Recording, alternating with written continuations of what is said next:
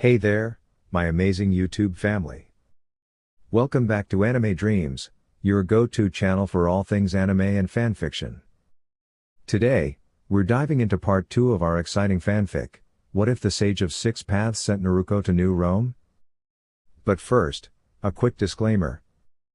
This content is purely for entertainment and discussion purposes. I do not own any of the anime footage used.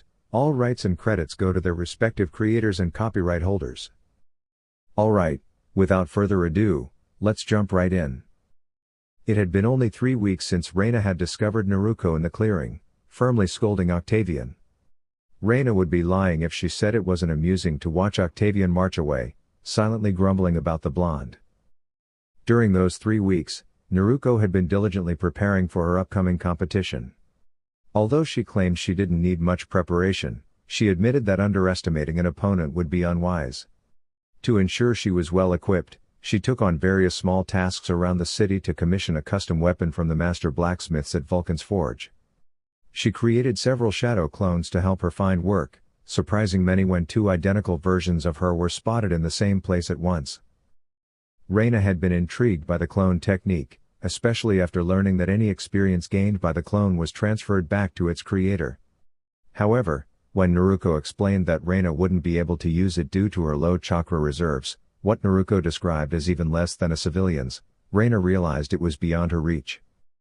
Determined to push her limits, Reina attempted to harness the chakra within her, but it soon became evident that her energy pathways had not been developed at an early age, making the task nearly impossible. Despite this, she continued to train with Naruko daily, even if she couldn't replicate her techniques. Now, the two of them lay on the ground, breathless after one of Naruko's rigorous training sessions. After a moment, Naruko stood up and extended a hand to Reina, asking, "Want to grab something to eat?" "My treat." Reina accepted the offered hand and raised an eyebrow. "Are you asking me on a date?"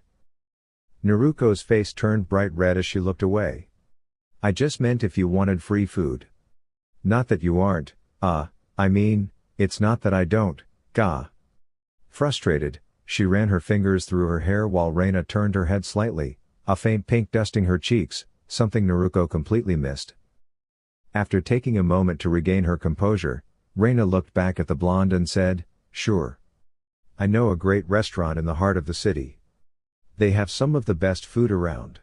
Naruko paled slightly at the thought of how her wallet might suffer, but she was thrilled Reina had agreed. Typically, when Naruko invited someone out, the response wasn't this positive. Before heading to dinner, Naruko told Reina she would meet her at the fountain after taking a quick shower. Reina nodded with a small smile and decided to freshen up as well, wanting to look a little more put together. Rushing back to the 5th cohort barracks, Naruko quickly showered before heading to her dresser. However, as she glanced at her usual orange jumpsuits lined with black, she realized none of them were quite suitable for dinner. Remembering a special scroll she had received from Lady Tsunade before leaving, she retrieved it with curiosity. Tsunade had told her that the item sealed within was something her father had prepared for her before she was even born. Eager to see what was inside, Naruko channeled her chakra into the seal, causing a new outfit to materialize in a cloud of smoke. Without paying much attention to the details, she quickly changed and then stood in front of a tall mirror to admire her reflection. She was now dressed in sleek black sandals, ankle-length black Onbu-style pants, and a crisp white shirt. Over this, she wore a long white cloak adorned with orange flames that ran from the knee down, gradually fading into black at the hem. She also sported a pair of black fingerless gloves, completing the refined yet battle-ready look. Satisfied with her new attire, Naruko hurried off to meet Reina at the fountain. Upon arriving, she found herself momentarily speechless.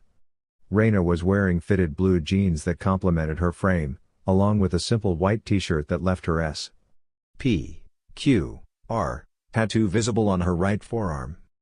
Reina soon noticed Naruko's new look and felt the faintest hint of warmth rise to her cheeks. Naruko, as usual, remained oblivious, though Reina easily caught her staring. This only caused her blush to deepen slightly as she approached. Naruko finally snapped out of her daze and, realizing she had been staring, blushed deeply in return, something Reina did not fail to notice. Clearing her throat, Naruko asked, "Are you ready to go?" "No pressure, if you'd rather not, that's okay." Reina chuckled softly and shook her head. "I wouldn't have said yes if I didn't want to go." With that, the two set off toward the restaurant, both unaware of the small yet meaningful shift in their dynamic. Naruko looked away thoughtfully, noticing Reina deep in contemplation. She unconsciously held her breath but exhaled in relief when Reina finally spoke. "It's a good thing I want to go, then," Reina said with a small smile as she walked beside Naruko. "The restaurant is just over here." Following her lead, Naruko couldn't help but feel her wallet relax slightly at the sight of the restaurant. It wasn't an extravagant or overly expensive place. As they stepped inside, the atmosphere was warm and inviting. People cast glances in Reina's direction, but Naruko remained largely unnoticed. She shrugged it off and took a seat across from her companion, waiting for the server to arrive. Once their meals were ordered, Reina opting for what Naruko assumed was called a cheeseburger with French fries, while she, of course, chose her favorite ramen, they began eating in comfortable silence. After a moment, Naruko sighed and admitted, "Sorry, I'm not really used to going out like this with just one other person. When I'm with my teammates, it's easier, but this is..." She trailed off as Reina suddenly giggled, a rare and unexpected sight. Naruko blinked in surprise. Reina, who always maintained such a composed and serious demeanor, was actually amused. Reina noticed Naruko's puzzled expression and explained, "We're actually in a similar situation. As you probably realized when you first arrived, I had feelings for my fellow Pretor. But before I could do anything about it, he disappeared. And then you came along." Naruko looked at her with understanding and sympathy. "I'm sorry you never got the chance to tell him how you felt. I know what that's like. Before my team was officially formed, I had a crush on one of my teammates, but I was too afraid to say anything. By the time I finally found the courage, it was too late, she had already fallen for someone else."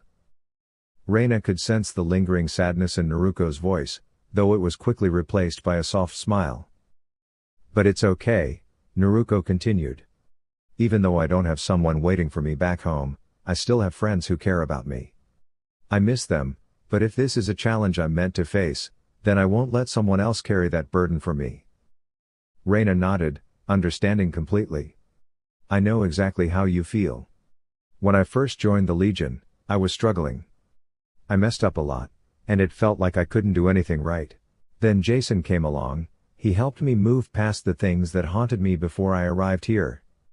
It wasn't until I became a Pretor alongside him that I even admitted to myself how I felt. But I was afraid of rejection." Naruko gave her a knowing look. "That's completely normal. For me, it was different. I didn't think anyone would care about me at all. I was alone until I finally graduated from the academy at 13. If I can give you any advice, it's this: when he returns, tell him how you feel. You never know what might happen, and you don't want to regret not saying something." Reina was taken aback by Naruko's words, but after a moment, she smiled. "You're right. Thank you, Naruko. It's nice to have a friend who understands." Naruko returned the smile warmly. "Anytime. I just hope I was able to help." With that, they finished their meals and parted ways for the evening. It was obvious that Naruko had enjoyed the dinner. She wore a bright, cheerful smile as she walked back toward the barracks. Her happiness didn't go unnoticed. Several of the men nearby seemed to eye her enviously, while a few of the women offered friendly smiles or playful winks in her direction. Before she could make it back to her room, a familiar voice called out, "Naruko." She turned to see Hazel approaching, her eyes sparkling with curiosity. "So? How did it go?" Hazel asked excitedly. Naruko tilted her head in confusion. "How did what go?" Hazel waved her hands animatedly. "The dinner. Come on, how was your date with Reina?" Naruko immediately blushed. "It wasn't a date. I just treated her to a meal after training." Hazel's eyes lit up even more. "So you're not taken yet? Awesome. That means I still have a chance." Before Naruko could respond, Hazel playfully grabbed her arm. "Now come on."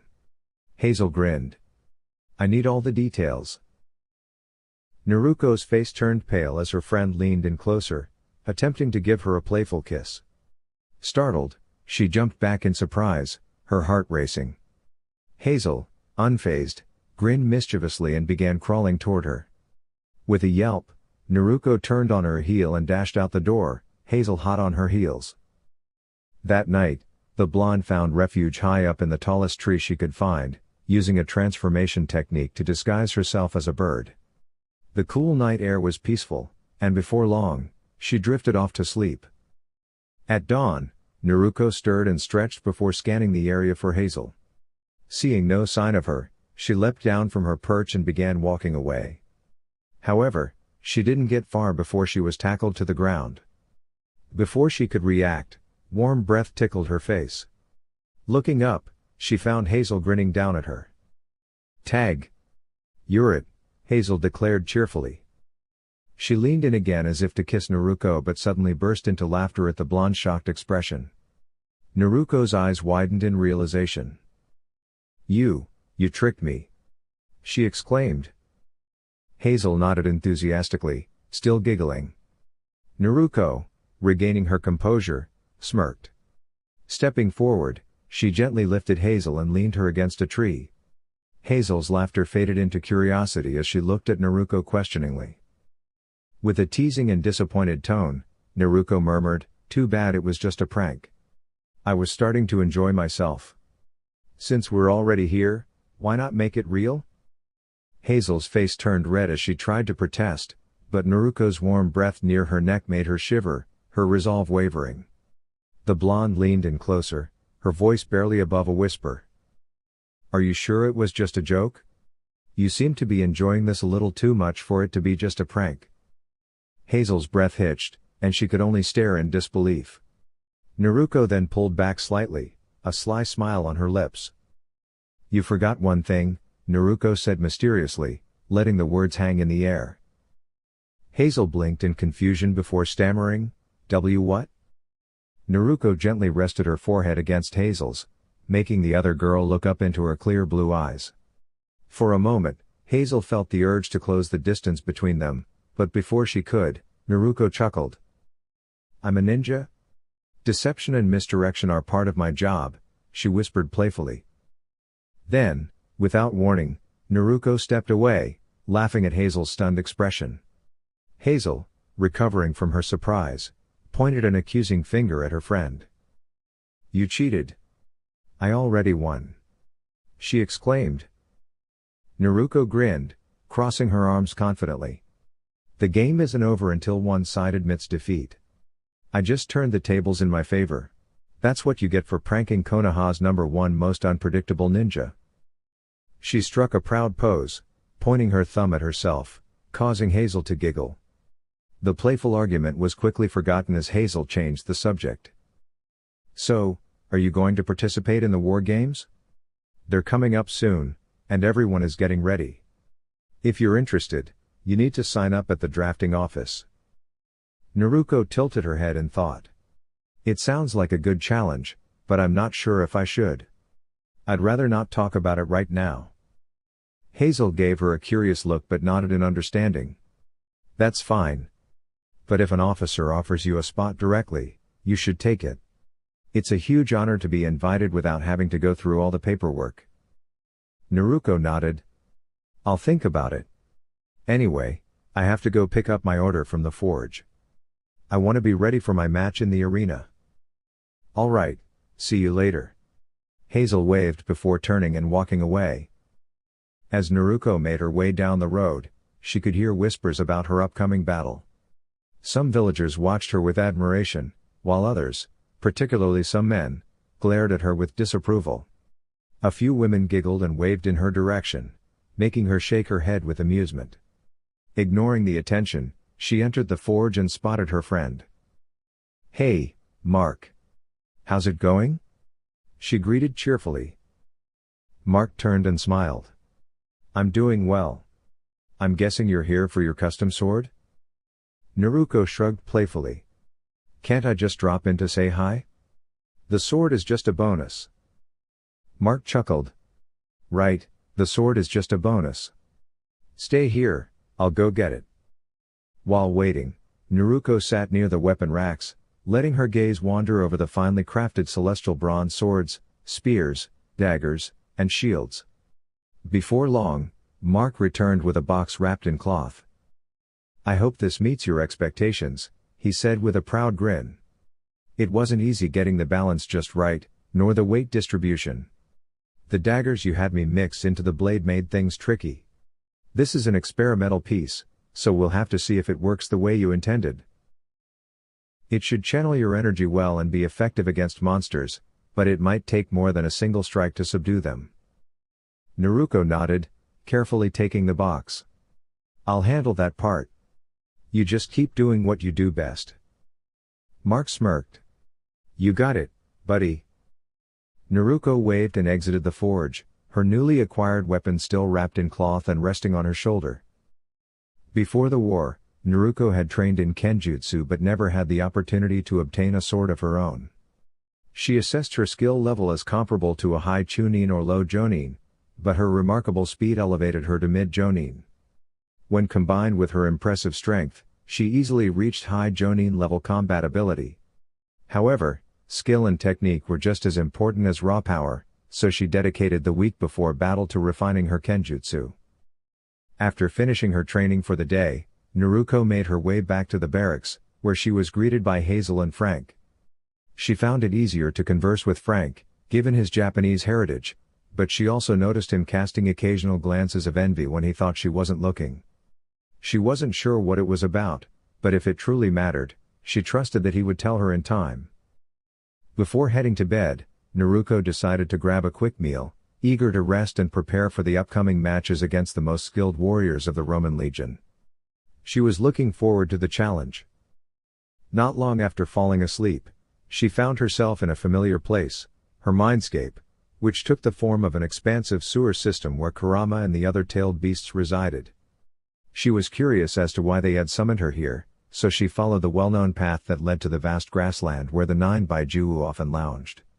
However, this time, they weren't resting, they were pacing nervously. Naruko approached Kurama, who looked down at her as she asked, "What's going on, fuzzball?" Even Shukaku, who usually found amusement in the nickname, didn't react. That was enough to tell Naruko that the situation was serious. Her expression shifted as Kurama spoke. "Naruko, Jia is stirring. We can feel her presence in the earth. She approached us with an offer of freedom, but we knew that if she forcibly extracted us, it would be fatal for you. She refuses to accept no as an answer." Naruko looked down, her voice quiet but firm. "I understand if you want to be free. I won't stop you." Kurama let out a deep growl. "We thought you knew us better than that, Kit. We chose you to carry the will of the Sage of Six Paths, and we have given you everything we have. We will stand by you, always. Even when your time eventually comes, we will honor what you've done, not just for us, but for all the elemental nations. You changed us. We will never abandon you." A warm smile formed on Naruko's face, and she blinked away the emotions welling up inside her. "Thanks, fuzzball. I never doubted you, I just thought. Maybe you wanted more freedom. I've been thinking, if you all help keep me out of trouble, I'll let you take control of my body now and then, whenever I have free time."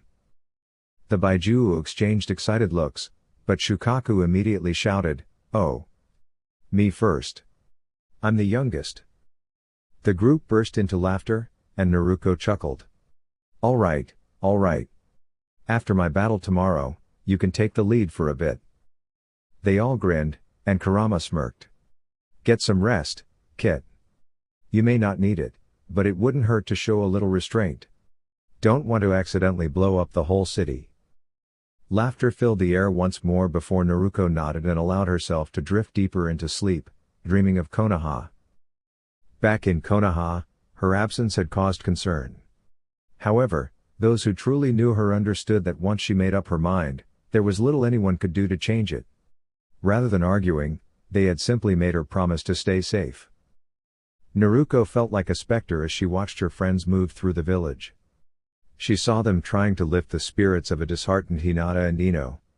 When news of her departure had reached them, Ino had shut herself in her room, wanting nothing more than to cry.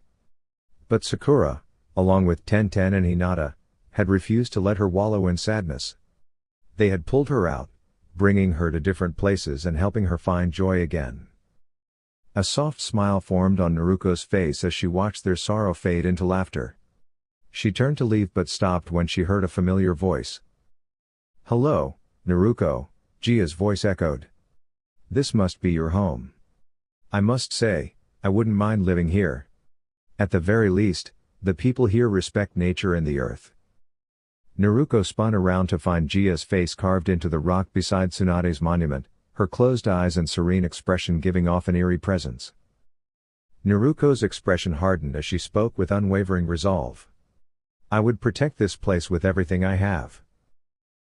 If you intend to harm my home, my friends, or this world, know that I will stand against you." Jia chuckled before saying, "I know you would, but it amazes me how, after everything these people put you through, hurting you, rejecting you, denying you your very existence, you still chose to protect them. Even that pink-haired girl you admired, only for her to fall for that black-haired boy with an ego bigger than his skill. He could rival Narcissus in self-importance." Naruko offered a small, sad smile and responded, "I won't deny it, it hurt. It hurt deeply to be alone. There were countless times I wanted to leave, times I cried and felt like giving up. And even after everything I did to earn their respect, I still struggled." Jia looked at her curiously and asked, "Then why didn't you? You must have known it would be easier to leave and start fresh somewhere else rather than fight to earn their acceptance." Naruko nodded. "I considered it. My plan was to make Chunin before leaving. But before I could act on it, Sasuke, the person I least expected, saved me. I know you may not understand what it feels like to have your life saved, but in that moment, I felt grateful. For the first time, I believed I had made real progress, that I had found someone to call a comrade, a true friend." Jia remained silent as the world around them dissolved into darkness, signaling the end of the dream. Naruko sat up in bed, lost in thought about her conversation with Jia, when Reina entered the room. "Are you ready, Naruko?" Reina asked. Naruko nodded, and Reina left, giving her time to prepare. Dressing in the attire her father had crafted for her, she secured the sheath of her sword to her back and made her way toward the arena outside the city. As she walked through the bustling crowd, many women tried to speak with her, while some men laughed and taunted her, claiming she wouldn't last more than a few minutes in the competition. Naruko simply smiled and replied, "Let's make a wager. If I win, I get my sword's weight in drachma. If you win, I'll pay your weight in drachma." Gasps rippled through the crowd, but the challengers, brimming with confidence, eagerly agreed. Reaching the center of the field, Naruko could hear mixed reactions, boos from skeptics and cheers from admirers. She smirked as 3 of her opponents joined in on the laughter, underestimating her.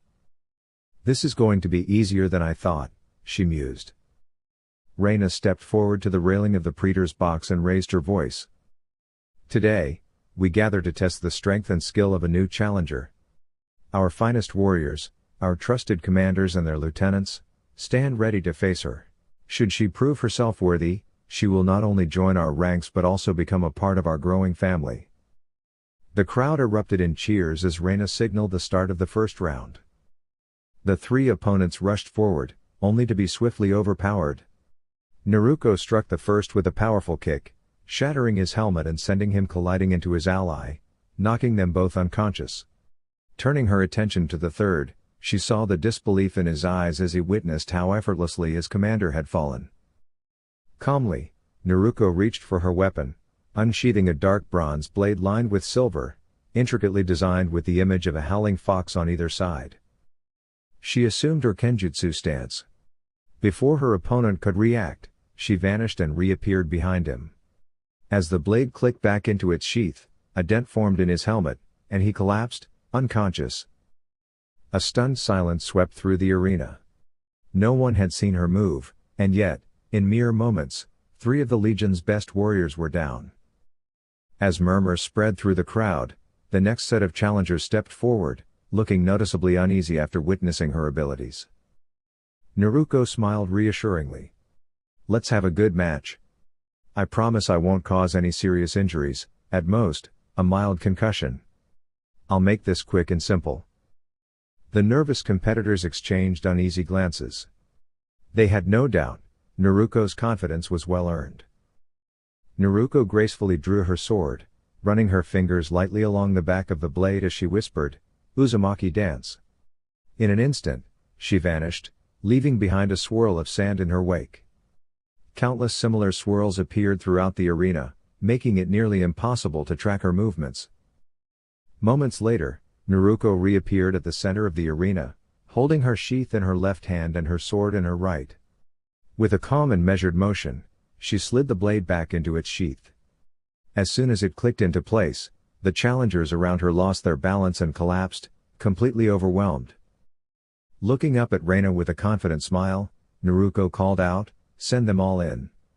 I'm just getting started." The remaining competitors trembled slightly, though they hoped to overpower their opponent with sheer numbers. Unfortunately for them, things wouldn't be that simple. Naruko glanced around at the circle they had formed to trap her.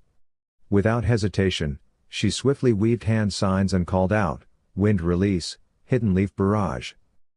A powerful whirlwind erupted around her, lifting the competitors off their feet and sending them tumbling against the walls of the arena. While most remained down, a few struggled to stand. Observing those who managed to rise, Naruko smirked. "Impressive. Even a beginner would have trouble getting back up after that. Let me show you a technique from my homeland." With that, she unsheathed her sword and whispered, "Leaf sword technique, wind blade fury." A swift arc of wind surged from her blade, striking her opponent's armor with precision. The force of the attack shredded the outer plating, leaving only the base protective layer intact. Recognizing the overwhelming difference in skill, the competitor immediately conceded and stepped back.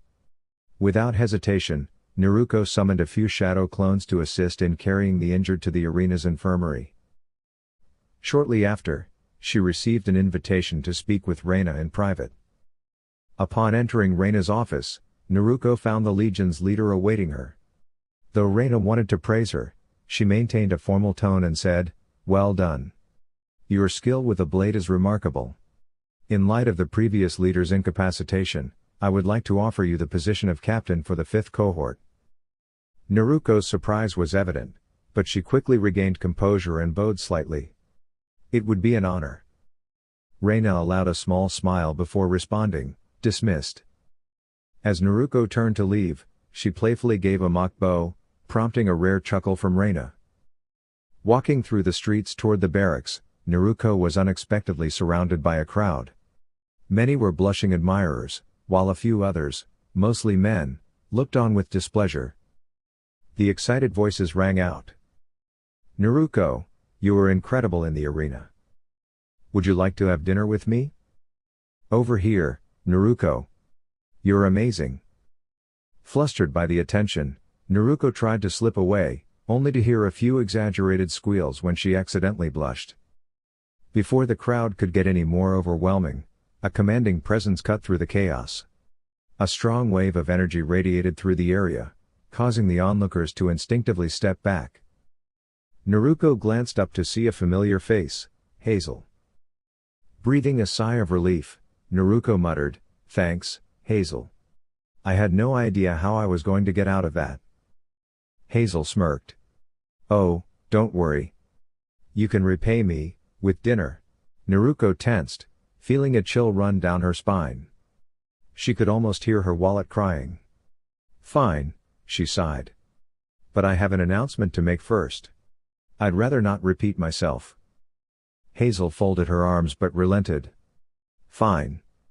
But after that, we're having dinner, no excuses."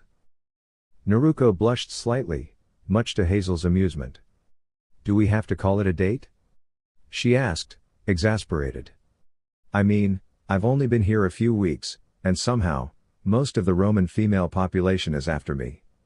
Not that I'm not flattered, But this is overwhelming. Hazel chuckled. Let's go over why people are interested, shall we? 1.